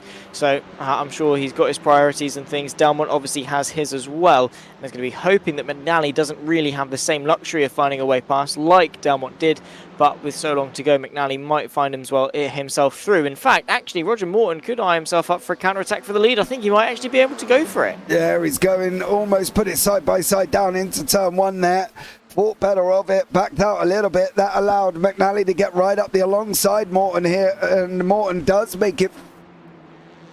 No, he did. I was going to say he did. I thought he made it in front, but he didn't. He lost that position to Adam McNally once more. So, unfortunately for Roger Morton, he's now down into third. He's still ahead of this man, Mr. Parfitt Jr., with David Ayres closing in on him as well. And then there's Lee Deemer. So, can Parfitt hang on here? And can he finish this race? 12 minutes remaining, Zach. Only time's going to tell. Yeah, indeed. So we've got plenty of race left to race. And Edward Parfitt, he is battling away with championship leader in the AMs as David Ayres makes an uncharacteristic mistake, cuts his way across the grass and continues on. That was a scary moment, I'm sure, for the 264 machine. Edward Parfitt, though, still doing a brilliant job actually running second place in the AMs, 7th place overall and contending for what could be 6th as well. But David Ayres really putting a good old battle on the on Parfitt Jr. And well, he's doing a good job of dealing with the pressure so far. In fact, of the two, it's actually David Ayres is the one that's actually been the first to crumple under the pressure. Yeah, he has. He's dropped back about 1.3 seconds now. So Parfitt's point of view is, does he need to fight Deemer? Can he just follow Deemer through? Don't forget, they are on a separate point scale. It really doesn't matter if he does battle away with him, but from his own perspective, I think taking second in the AMs is more important than moving up one place. I don't really feel the need, but then again, I'm just his father and he's probably quicker than me. So, yeah, he probably knows what he's going to do, and I can probably guarantee he's going to have a battle with Lee Deemer. I would assume so.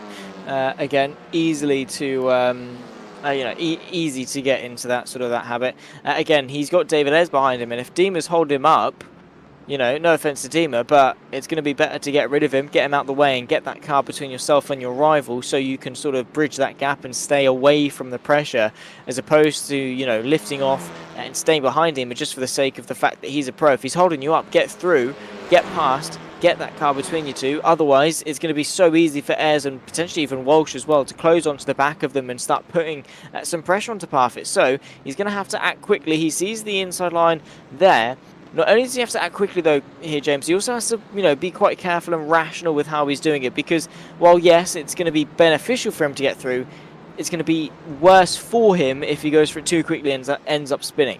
Yeah, absolutely. It's let's just see how this one pans out. I think for Parfitt Jr., he's got to make a decision, but again, it's that decision of where it's got to be decisive. Deemer's been slower over lap 5 and lap 4 here, so he has been quicker dropping down the hill. Now here we go into the MG. He's got to try and get the run. If he's going to be able to do it here for Parfitt, he's got to be able to get the run down into turn 1. He's got to be able to get onto that accelerator here and try and stay with Deemer. I think that's the most important thing. He's got to try and stay with him. You can see on the right hand side they are accelerated all the way through. Deemer's on the grass. That's going to scrub speed. Is that going to allow Parfitt to get through now? McHutchinson's also battling here once more. Parfitt's trying to poke his nose out. He's looking up the inside line. He was quicker than Deemer once more. He is going to go through. Can he get it stopped down into turn 1? Get it slightly tapped. Stay on it. And he goes round into turn 2 there as well. So great job from Parfitt Jr. Gets past Lee Deemer there for 6th place overall. 2nd in the AMs. Deemer's not giving it up though. They're running side by side. Deemer's going to try the inside for the outside, for the Repco hairpin. Parfitt should be able to send it in deep here, Zach, and have that inside line. Yeah, well, you'd think so. He has got the inside line. He's going to be braver on the brakes, of course. And yeah, as long as he can get the apex, it should be his corner. But the long way round, actually, for Dima has worked out quite nicely. Parfitt opens the steering, pushes him to the outside of the circuit, but he's kept his foot in his Dima. It's going to be the inside as they run their way through Siberia. Parfitt then is by extension left to dry on the outside. But that long run, to be fair, again, he's got the rotation. He's put his foot down, and it's now actually going to be his advantage once again. But as they run their way towards Lukey Heights, as long as Dima can keep his foot in and stay alongside, it could be his advantage once again. So the tables turn very, very quickly, and well, eventually Parfitt is going to be the one to seal the deal in that respect. But Dima's got to keep his eyes peeled on David Ayres, who is closing the gap very nicely behind him. And I think his priority is going to have to shift quite soon. Yeah, I think there's going to be an interesting little freeway as we're coming into the last 7 minutes here. David Ayres is trying to clear Lee Dima as well. You can see the front of the field. It is Delmont out in front with Adam McNally 2 tenths back there. John McCutcheon 2 seconds. He's running alongside Roger Morton here as well. There's Morton trying to get onto the back of McCutcheon, but David Ayres has got in front of Lee Dima. Is Dima going to be able to make that move down into turn 1? Parfitt's trying to get away like a scared rabbit in headlights at the moment. He's trying to get on his bike. Dima and Ayres still fighting out. This will benefit Parfitt in front if he can get away from him. Dima's on the left, Ayres on the right. Dima's going to try and hang it round the outside of turn 2. David Ayres has got through here as well, and it's probably the worst scenario for Parfitt now, because now he's going to have the championship leader David Ayres in the arms closing him down. Yeah, it's going to be tricky. It's going to be very, very tricky indeed. I mean, second or third, either way, it is a podium. I'm sure, obviously, championship points-wise, it's going to be great to have. But Dima's in got terms the of cheer, he's inside. going to have a bit of a look. He's straight on the attack, which is surprising to me. Again, he's not gaining anything out of this, and I doubt he's going to be able to chase down Carl Jacklett. So, what is the point? It's racing. What do you mean, what's the point? How can a commentator say, what's the point in 2 people racing? Because it's mindless racing. No, they're having fun. That's what the JPB leagues are all about. Did I not teach you nothing, young sir, over the last year and a half? Or year? How long's it been? A year? A year. Have I not taught you anything? No. Drivers, haven't, actually. look, David Ayres and... Rude. David Ayres and Lee Dima, they're enjoying themselves. They're making contact. They're battling away. They're having fun. You know what I mean? Let them get on with it. Go race, everyone. Crack on. Have a good time. God blimey, Zach Sweeney. All right, whatever. Anyway, I'm looking at this purely from a championship perspective. It's pointless. From a racing perspective, yeah, sure, they're having fun and whatever, but it depends what your motives are. If you want to win a championship, don't be silly. If you're out there to have a bit of a laugh, then by all means, yeah, go for it. Anyway, David Ayres is under still a little bit of pressure from Lee Dima, who, again, to be fair, actually, there might be a little bit of a I think... He's not. Oh, has he kept it on the road? Yeah, yes. He's all right for now, but again, do moves like that a couple too many times, and you'll be running a lot more for a lot more things than just 7th place, because he'd probably find himself outside the top 10. Yeah, Adam McNally's now onto the back of Adam Delmont here now, fighting it out. I'm going to keep an eye on the time between the 2nd and 3rd in the arms. It's about near enough 4 tenths at the moment, but Delmont and McNally scrapping it away here. Under 5 minutes now. Cool, blimey, where's the time gone? In the Clios for the final race of the evening. This is race 3 as they're going round the left-hander of Lukey Heights, and now down into the MG hairpin. The right-hander downhill braking as well. They've got to get it stopped early. McNally tries to take the inside. He thought better of it and then slipped back in round the long run out of 10 and 11. That full flat corner for these Clios. They are going to be accelerating all the way round. Can McNally get him, Zach? That's going to be the question. It really is. Oh, I mean, there's been a great battle between these two for so long, and to be fair, you know, the Adams have done a really good job. Delmont especially, but McNally especially over the course of race 2 and 3 has really stepped up and brought the challenge to the 77, and now he might be looking and eyeing up what could very potentially be a win, and, you know, being an end to Delmont's dominance over the course of this evening of racing. It's been very, very close between the two of them, and, well, we've still got a couple of laps to sort it out. We're going to have as well 3.5 minutes on the clock. It's a 1:45-minute lap time Again, this is probably one of the longer circuits on the calendar we have got for you. Don't forget, coming up next week here in the JPB Clio Cup, we are heading to Road Atlanta. We're not doing the full circuit. It is Road Atlanta short, so we turn right down on from turn 5. So we'll go down the hill, turn right from turn 5, and then go back on to the start, finish straight, and then through the chicane. And then after that, we got Zandvoort as well. Believe it or not, Zandvoort do actually have a short circuit, and we're going on the Club 2009 circuit. So we are finding very obscure short tracks here for these Clios. Delmont's opened up about 3 temps at the moment. David Ayres has closed on to the back of Parfitt. So is Dima, so is Carl Hardy as well. So Parfitt's got to learn. He's going to have to try and defend here. He opens up a little bit of time over David Ayres. It's about nearly touching half a second, but Carl Hardy is not touching half a second over Lee Dima. He's touching about, well, nearly 2 temps at the moment. Yeah. Very, very close between the two of them. Carl Hardy again. He's had an all right evening. Fighting towards the front over the course of race 1. Not doing too bad in 2, and well, definitely inside the top 10 here in race 3. Maybe even looking for a little bit more. The most he's going to get in terms of the pros, though, will be 5th place if. And only if he's able to find a way past Lee Dima, who, by the sounds of things, isn't going to be looking to give up these places too easily. I mean, he fought the arms for so hard, let alone someone actually in his own class of Carl Hardy. So going to be very, very tricky, but a nice 4-car fight heading into the final 2 laps. Parfitt goes on a defensive. He makes that defensive move over David Ayres. He's just got to get it round this turn now. Open up the steering, block off that inside. Otherwise, Ayres is going to come through. He did manage to block it off. Lee Dima hanging on from Hardy there as well. But it's Parfitt and Ayres for this second place in the AMS. Going at it full bore on that run around turn 3 now. Parfitt's got a decision to make. Does he take the inside line into the Repco hairpin? Well, let's just put it this way. If he doesn't, he's absolutely insane. He needs to take the inside line. He needs to get that car stopped. Dima's gone up the inside of Ayres as well. That's going to help Parfitt out once more. Ayres went on too deep into the brakes, and unfortunately now has lost that place to Lee Dima. So Dima's sat in the middle here at the moment from this AM fight, and Parfitt's still hanging on and leading out in front. Yeah, he's doing... Well, I have to say, he's done a really, really strong job, has Edward Parfitt today. And again, he's done it purely on merit. Like, this is his pace. This is what he's shown during qualifying. Dima and Ayres going side by side as well. You can see Ayres trying to go the long way round, and not quite the job. But Dima's actually got the inside line. This time, bit of contact between the two of them. That was... very close, especially in one of the trickiest braking zones of the circuit. Dima and Ayres definitely not leaving too much on the table. No, they're not at the moment. We're going on to the final lap of the race. Adam McNally has taken the final lap here. Dalmont is out in front. He's opened up nearly 6th temps. Sorry, easy for me to say. My dentures didn't quite stay in my chops that time.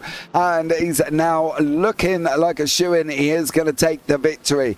David Ayres with Dima and Hardy. Ayres knows he needs to get out the inside coming into this final lap of the race. Parfitt's praying he doesn't here as well. He wants that second place. Can he hang on? That's going to be the question. Can Ayres clear Dima? I think for Parfitt's sake, he really does not want Ayres to get past Dima. I would be inclined to agree. I think it is going to be... of course, you always want that buffer zone. You always want something in the way, and especially with Carl Hardy now getting his way into the mix as well, demoting David Ayres down another place. It's just going to be building the confidence of Parfitt, because he's now got 2 cars between himself and his nearest rival, which is perfect for him, and well, exactly what he would have wanted in terms of solidifying this second AM place. Because, well, yeah, you always want an easier fight of it, especially into the final half of the final lap. Edward Parfitt looking quite strong. Yeah, he has. He's going up through the hay shed now. David Ayres trying to get onto the back of the Carl Hardy Dima battle. Dima's still fighting away. This is a fight for position in the pros. Dima and Hardy are pros, so this is a battle for position. Dima's gone on a defensive here as well. Parfitt takes the inside line.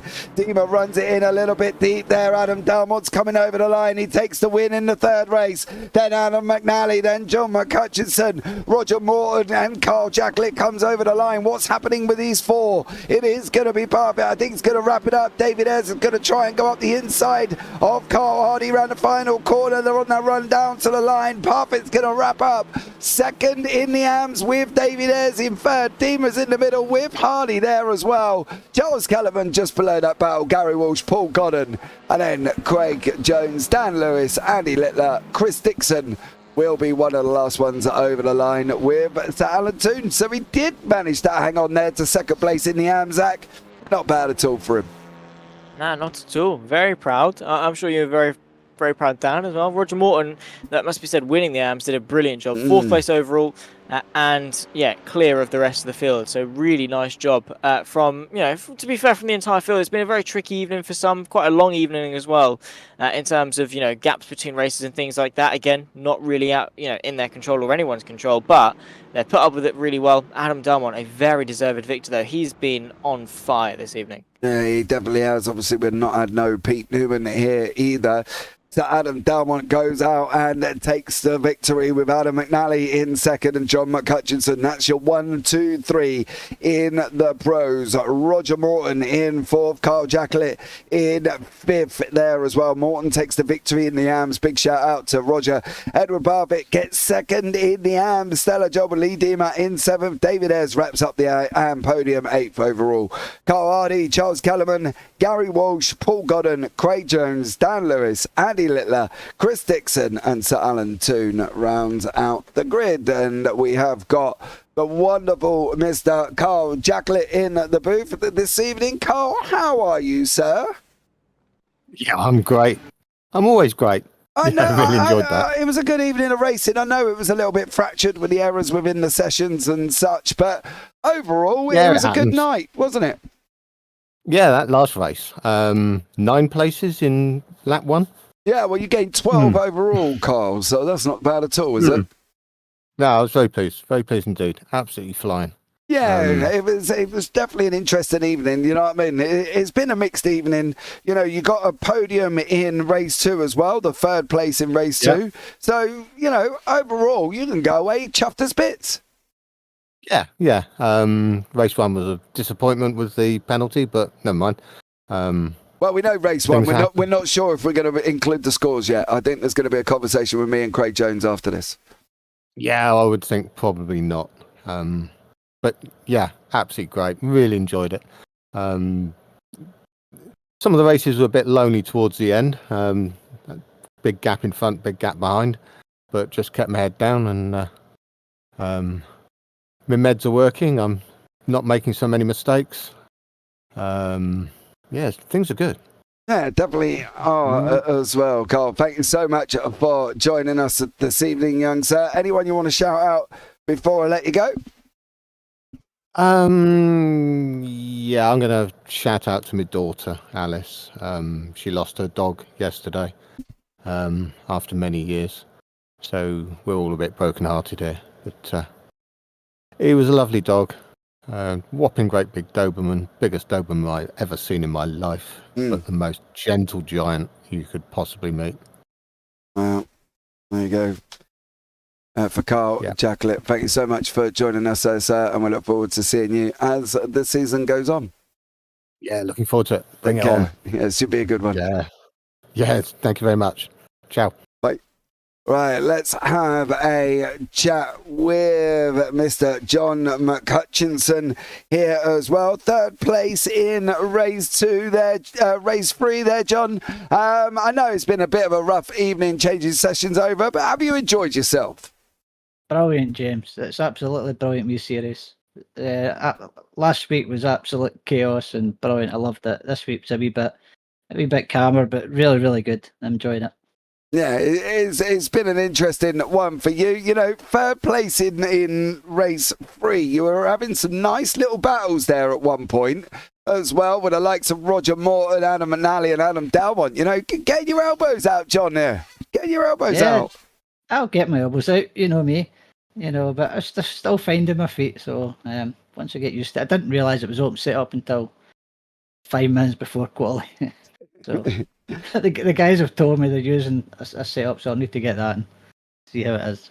Well, there you go. At the end of the day, you know, for yourself, what you're like, you're only 2 rounds in, John. You know, it's going to take you time. Never driven the Clios before, young sir. No, I bought it a couple of days before the first race last week and had a few laps in it. Bit different from the Radical that I'm used to driving. Yeah. So it'll take a few weeks to get used to it. Yeah, it definitely will, and I'm sure it shouldn't, you know, I'm sure it won't be long before we see you at the front of the grid as well, sir. But, you know, great evening of racing, and it's been stunning, as always, to have a chat with you, John. Anyone you want to shout out before I let you go? A shout out to the two Adams who went flying by me like I was sitting still. The boys are quick, so kudos to them. Yeah, they definitely are. So there we go. But John, thank you so much for joining us there, Adam. We look forward to having a chat with you as the season goes on. Thanks, James. Take care, mate. Cheers, Bye. Bye. Right, now let's have a chat with Paul Godden, who I think can safely say he's had an interesting evening. He's been involved in some nice little fights and battles throughout the field. Not sure race 3 was the one he wanted, or was it race 2? It might have been race 2 where he had it off. But let's bring him in and have a chat. Paul, welcome in, sir. How are you? Yeah, evening, James. Yeah, I'm good. Fun night for you? Yeah, it was all right. So race 1 was just, I got into a rhythm, and because the league's everyone's so close, it was really hard to find any pace on anyone. So it was just a bit boring going around. And then I was trying to get a reverse grid, and then obviously realised that there wasn't a race 2 reverse grid. So I was like, oh, that's a bit disappointing.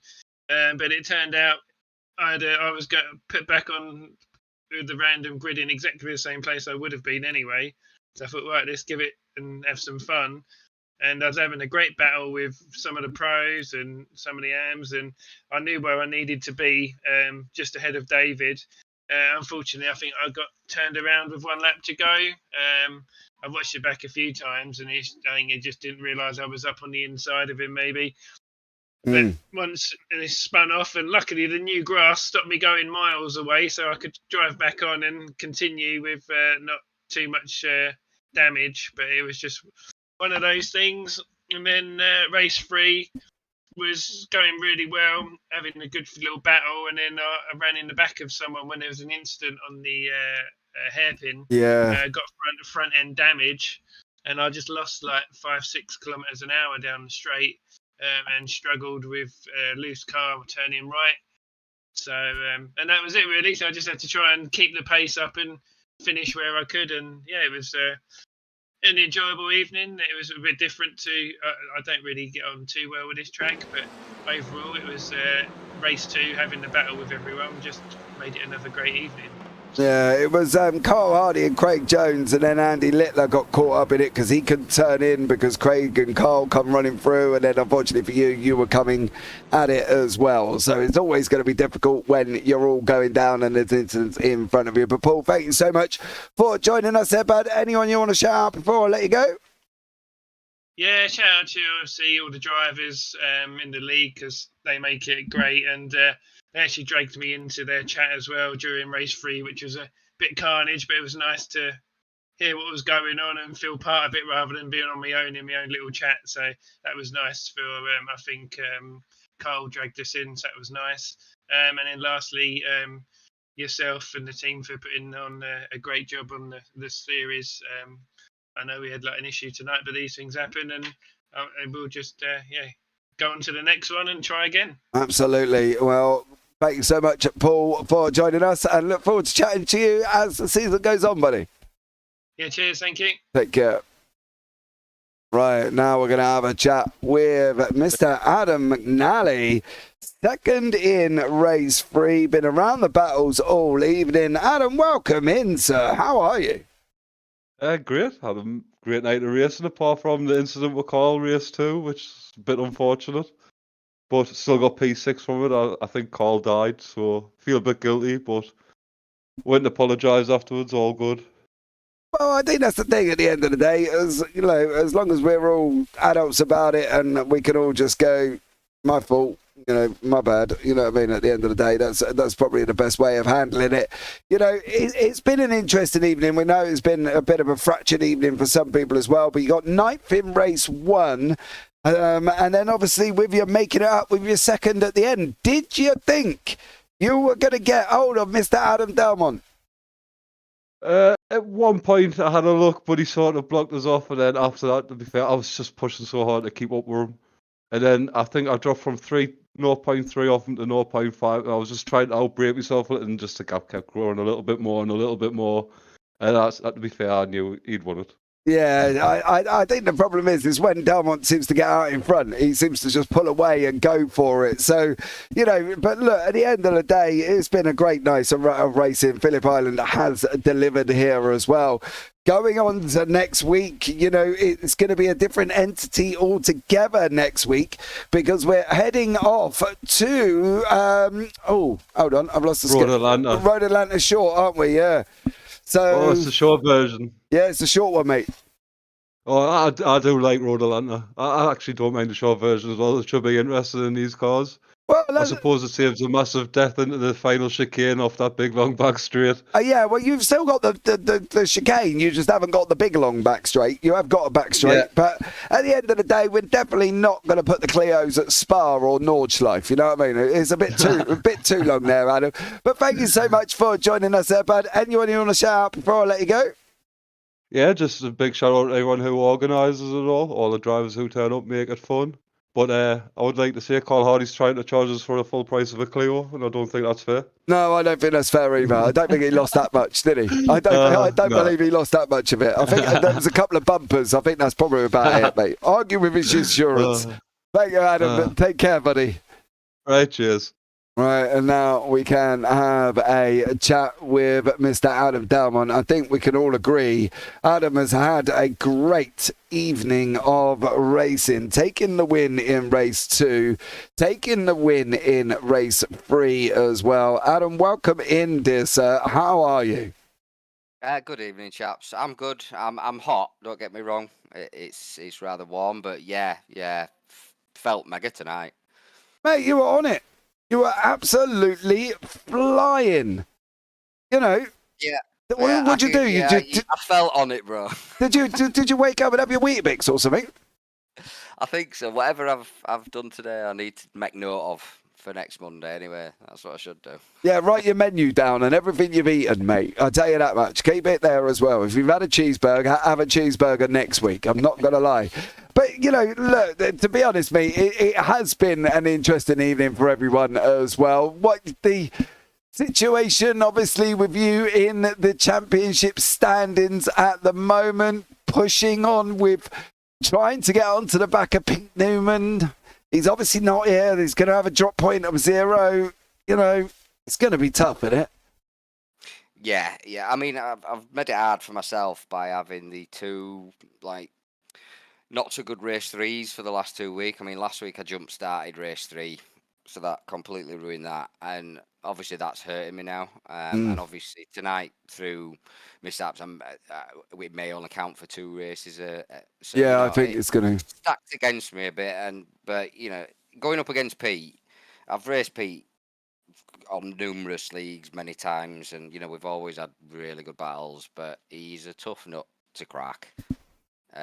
You've got to literally be on your A game every single race to try and get him, and I think I would have been. I think I've been with him this season, but two rounds with 2 bad last races has hurt it quite dramatically. Unless Pete has a mare, and it might bring us back a little bit closer. But at the minute, I think it's just push as hard as I can, try and get as many points as I can, and beat Pete as many times as I can, and see where we're at. That's it. That's all you can do. Go out and just try and win as much as possible and give it as good a go as well. Road Atlanta short next week. How are you feeling about that one? Good track, mate. I enjoy Road Atlanta, so hopefully I can take tonight's pace into next week. Yeah, because you are on the short circuit as well. Yeah, and I do like that configuration. I'm not sure if I've done it in this Clio, but I've done it plenty of times in MX-5 and TCR and stuff. So, you know, it shouldn't take long to get up to speed. And yeah, it's just going to be full send, mate. No matter what track it is, to be fair, it's just got to be on it. Full send. Yeah, there's definitely a couple of tracks I've not even been to on the calendar this season as well. The likes of Zandvoort Club Circuit. Didn't even know Zandvoort had a club circuit, but apparently they do. So, yeah, that's going to be an interesting one as well. But Adam, thank you so much for joining me there, bud. Anyone you want to shout out before I let you go? You guys for putting on the league and broadcasts, mega as always. Next Gen, all their sponsors, and obviously all the drivers that come in, week out, and you know, respect each other the way they do in this league. I must admit, it is very enjoyable. So yeah, may it long continue. Awesome stuff. Well, Adam, thank you so much for joining us there, bud, and look forward to catching up and seeing how you get on over the next few weeks. No worries. Have a good night, you two. And you, mate. Bye. Well, there you go, Zach. That brings it to the end of what's been a very fractured evening, but overall it's been nice, clean racing from everybody as well. Final words from you, sir? Wow, just what an evening, to be fair. It's just been chaos all the way through. 3 races, of course. Yeah, we had our issues, but, you know, the racing we had on circuit, you know, definitely made up for it. What a season it's been so far, we're already 3 rounds in. And, well, a week's time we go to probably one of the circuits I'm looking forward to most. So, yeah, bring it on. Yeah, Road Atlanta short next week as well. Don't forget, guys, if you're an early riser and you just generally get out of bed and chill out, we've got the Sunday Drive Racing Round 5 coming up from the Hungaro Ring. The broadcast goes live at 5 a.m. That is with myself and the mighty Dean Biggles. And we've got the Round 1 of the UK Sim Races returns for season 4. And that's from Twin Ring Matigi. That's with myself and Zach Sweeney. And then the BSC Round 12, the final race before the playoffs here at 12:45 a.m. on Wednesday morning. And that's with myself and Kenton as well. So stay tuned, keep up to date, like, subscribe, turn on the bells. That would be absolutely amazing. But I think it's time to wrap this up, as I've got a very, very early start in the morning. So from myself and Zach Sweeney, I've been James Parfitt. Take care, have a great week, and you never know, we might see you on the track sometime. Good night.